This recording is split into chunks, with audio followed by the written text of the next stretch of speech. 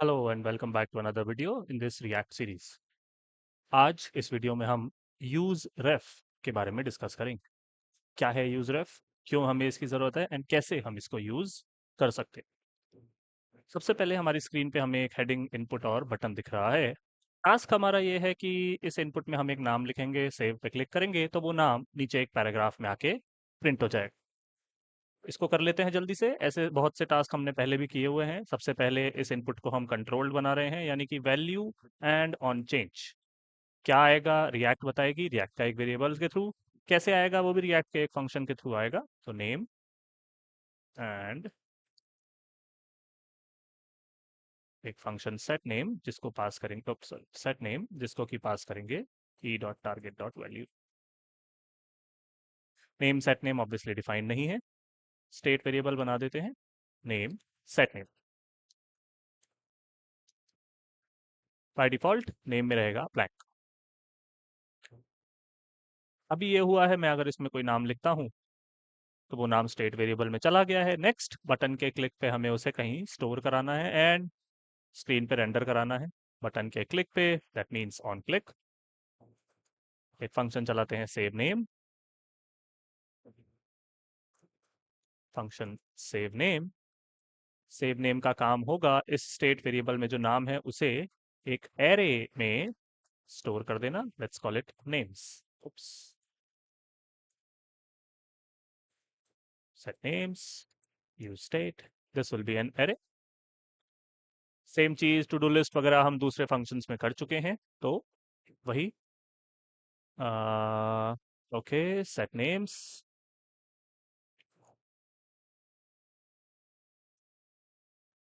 पहले से अगर नेम्स में कुछ है तो, और उसके साथ name। ये तो हुआ जब हम यहाँ पे कुछ लिखेंगे, बटन पे क्लिक करेंगे तो वो स्टेट वेरिएबल में एरे में स्टोर हो गया। प्रिंट कराने के लिए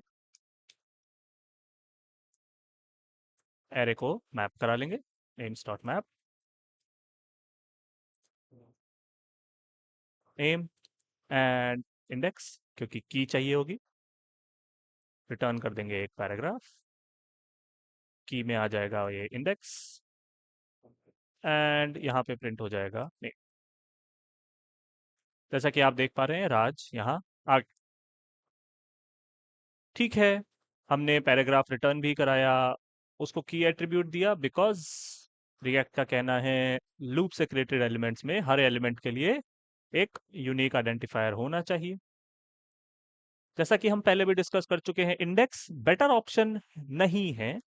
बेटर ऑप्शन रहता कि एक आईडी की आईडी वेरिएबल हमारे पास होता, उसको हम प्रिंट कराते। आईडी तो हमारे पास है ही नहीं। ये भी हम पहले भी कर चुके हैं, देखिए कैसे कर रहे हैं हम। इंस्टेड ऑफ नेम हम यहाँ पे एक ऑब्जेक्ट पास करेंगे, तो वो ऑब्जेक्ट कहाँ से आएगा, यहाँ से आएगा आईडी एंड नेम पे आ जाएगा नेम। ये ऑब्जेक्ट जो है ये हम यहाँ पास करेंगे। आईडी में यस हम डेट डॉट नाउ का इस्तेमाल बिल्कुल कर सकते हैं and which is a perfect setup for us. Now what if date dot now की जगह हमें रिक्वायरमेंट हो न्यूमेरिक आईडीज की 1 2 3 4 and so on. So instead of date.now, I want one for the first name, 2 3 4 and so on. इसके लिए क्यों ना हम यहाँ पे ऐसा कुछ करें, एक वेरिएबल बना दे count, sorry let count, initialise कर दें उसको 1 पे। आईडी में हम कह दें काउंट, हर बार 1 जाएगा अगर काउंट, तो count plus plus post increment, यानी फर्स्ट पे 1 देन 2 देन 3। ये ऑब्जेक्ट हमने स्टेट में डाला। इंडेक्स की हमें नीड नहीं है रेंडरिंग में से, तो इंडेक्स हमने हटा दिया। अब यहाँ पे ऑब्जेक्ट है हमारे पास, की में आ जाएगा object dot ID and object में से आ जाएगा name. Well, good so far, let's test it. As you can see everything is working fine. Everything is working fine जब तक सिर्फ एक ही नाम है हमारे पास। Let me show you again. देखिए जब तक एक नाम है तब तक तो सब सही है। आप अगर नीचे इंस्पेक्ट एलिमेंट में देखेंगे तो नाम आ गया, एक एरर आ गई है देखिए, ऑल्दो नेम प्रिंट हुआ है लेकिन एक एरर आई है। एरर क्या है? Encounter two children with the same key 1। Now what does this tell us? कि आईडी में राज के लिए भी 1 गया है, रोहन के लिए भी 1 गया है, बट हमने तो इंक्रीमेंट कराया था। इस आईडी को देखने के लिए, क्योंकि की तो दिखाई देती नहीं है, इस आईडी को देखने के लिए क्यों ना हम यहाँ पे आईडी एट्रीब्यूट ही पास कर दें। उसमें मैट्रिक्स के जरिए हम कह देते हैं नेम। बेसिकली मैं नेम 1, नेम 2, नेम 3 ऐसे प्रिंट कराना चाहता हूं, तो नेम आईडी। ये सब क्यों कर रहे हैं? ताकि हमें ओबीजे डॉट आईडी आएगा, सॉरी, ताकि हमें दिख जाए इंस्पेक्ट एलिमेंट में कि क्या वाकई प्रिंट हो रहा है। एलिमेंट्स खोल के रखते हैं। देखिए अब जब यहाँ पे पैराग्राफ्स आएंगे, name 1, now the problem is अगला वाला भी नेम 1 ही रहेगा। आप कितने भी नाम प्रिंट करेंगे, the id or the count variable is not incrementing. Now why is this? देखिए क्या हो रहा है, जब भी हमारा स्टेट वेरिएबल चेंज होता है, आपको पता है हाउ डज रिएक्ट वर्क। जब स्टेट वेरिएबल चेंज होता है, the component where state is here, so the component where this is main gets re-rendered. जब भी मेन री-रेंडर हो रहा है, ये काउंट वेरिएबल भी री इनिशियलाइज हो रहा है 1 पे। जब भी हम ऑब्जेक्ट बना रहे हैं, काउंट में हमको 1 ही मिल रहा है, because save name is a closure. तो ये सेम वैल्यू कैरी करेंगे। जब भी सेव नेम इनिशियलाइज होगा, वो सेम वैल्यू काउंट की ही कैरी करेगा, यानी कि 1। In such cases we need use ref. Use ref सबसे पहले तो यूज कर लेते हैं। देखिए, instead of writing count like this, count में अब एक नंबर नहीं, काउंट में हम डालेंगे use ref function. Use ref returns a mutable ref object. That means count now is an object. इस ऑब्जेक्ट में एक की हमेशा मौजूद रहेगी, उसका नाम है करंट। जो भी यहां मैं आर्ग्यूमेंट पास करूंगा वो उस करंट की वैल्यू होगी।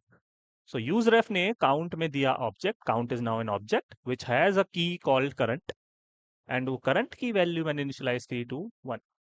Now why would use ref solve my problem? Use ref से क्या होगा? देखिए सॉल्यूशन हमारा इस लाइन में लिखा हुआ है, the returned object will persist for the full life time of the component. Main चाहे कितनी बार भी री रेंडर हो जाए, काउंट की वैल्यू अब री इनिशियलाइज नहीं होगी, या इसको मैं ऐसे कहूं, काउंट की वैल्यू परसिस्ट करेगी, मौजूद रहेगी, कितनी बार भी चाहे मेन री रेंडर या रीलोड हो जाए। पिछली बार क्या हो रहा था? काउंट 1 था, नेक्स्ट नेम के लिए काउंट 2 होना चाहिए था, लेकिन जैसे ही मेन री रेंडर हुआ, काउंट तो दोबारा से 1 से इनिशियलाइज हो गया। अब ऐसा नहीं होगा। अब जब मेन री रेंडर होगा, काउंट की वैल्यू जो पिछली बार थी वही रहेगी। अगर पिछली बार 1 थी तो अभी भी 1 है, अगर पिछली बार 2 थी तो जब मेन री रेंडर होगा तो भी वो 2 ही रहेगी, 1 री इनिशियलाइज नहीं होगी। use ref is used for persisting values across re-renders। हाँ, अब चूंकि काउंट नंबर नहीं ऑब्जेक्ट है, जहां भी काउंट यूज है वहां पे हमें थोड़ा सा चेंज करना पड़ेगा। Instead of count plus plus, अब हम लिखेंगे काउंट ऑब्जेक्ट में से करंट की पे है 1, उसको हम करेंगे प्लस प्लस। यहाँ पे ये, यहाँ तो कुछ चेंज करने की नीड नहीं। क्या हुआ है? देखिए ये हुआ है, अब जब हम नेम्स प्रिंट करेंगे, यस पहला नेम तो आ रहा है। जब हम दूसरा नाम मैं लिखता हूं, अब आप देखेंगे कोई तकलीफ नहीं है, बिकॉज नेम 2, सो यहाँ पे वो एरर भी नहीं है ऑफ डुप्लीकेट कीज। यूज रेफ। चलिए थोड़ा यूजर एक्सपीरियंस अच्छा कर देता हूं। जब भी मैं नाम लिख के बटन पे क्लिक करता हूं, नाम नीचे पैराग्राफ में आता है, इसको खाली कर लेते हैं, राइट? ये भी हमने पहले किया हुआ है। सिंपल तरीका है, let's call the set name function and pass it a blank string that will clear the input like this. Use ref का मैं आपको एक और यहां पे एग्जांपल दे दूं, एक और यूज केस दे दूं। हाँ, खाली तो हो गया इनपुट, स्टिल अभी मुझे अपने कर्सर को ड्रैग करके उसमें क्लिक करना पड़ेगा so that I can write another name, focus. क्यों ना अगर फोकस भी हम ऑटोमेटिक करा लें, वनीला जावास्क्रिप्ट में हमने कराया है। यूज रेफ यहां भी काम आ सकता है। भी हमने यूज रेफ का इस्तेमाल किया एक नंबर को परसिस्ट कराने के लिए। अभी हमने यूज रेफ में जो वैल्यू रखी वो था एक नंबर, जिसको हमने रिरेंडर्स के अक्रॉस परसिस्ट कराया कि आपकी वैल्यू चाहे मेन कितनी बार भी रेंडर हो जाए बनी रहे। यूज रेफ अभी तो पॉइंट कर रहा था एक नंबर को, यूज रेफ आपके पेज के एलिमेंट्स को भी रेफरेंस कर सकता है, को भी पॉइंट कर सकता है, यानी उनकी वैल्यू को भी क्रॉस री रेंडर्स कंटिन्यू रख सकता है, बरकरार रख सकता है या परसिस्ट कर सकता है। क्या कह रहा हूं मैं ये कह रहा हूं एक और वेरिएबल बनाते हैं, लेट्स कॉल इट इनपुट रेफ। ये भी एक रेफरेंस रहेगा। इनिशियल वैल्यू अभी मैंने इसकी कुछ नहीं दी, so it's initial value is null. Count तो रेफर कर रहा था 1 को। इनपुट रेफ किसको रेफर करेगा? इनपुट रेफ रेफर करेगा इस इनपुट एलिमेंट को। उस पर मैंने आर्ग्यूमेंट दिया रेफ, और इसमें मैंने नाम लिख दिया इनपुट रेफ। ये वेरिएबल अब पॉइंट कर रहा है इस इनपुट को, या ऐसे कहें ये वेरिएबल में वैल्यू मेंटेन रहेगी जो भी आप यहां लिखेंगे वो उसकी। इससे क्या होगा? इससे ये होगा जब हम नाम लिख के बटन पे क्लिक करेंगे, चूंकि आपका मेन रीरेंडर होगा, हाँ ये खाली तो हो जाएगा। उस समय पे what we can do is this, input ref. आपको पता है इनपुट रेफ एक ऑब्जेक्ट है जिसमें करंट की मौजूद रहती है, dot current. Input ref dot current point कर रहा है इस इनपुट को, so that now we have an something which is pointing to the input. what we can do, we can very easily apply the focus function from JavaScript। यानी कि अब हमारा user experience भी अच्छा हो जाएगा। जैसे ही हम बटन पे क्लिक करेंगे, इनपुट खाली भी हुआ एंड फोकस्ड भी हुआ। Two very common use cases of use ref. I hope आपको वीडियो अच्छा लगा होगा। नेक्स्ट वीडियो में मिलते हैं। Thank you.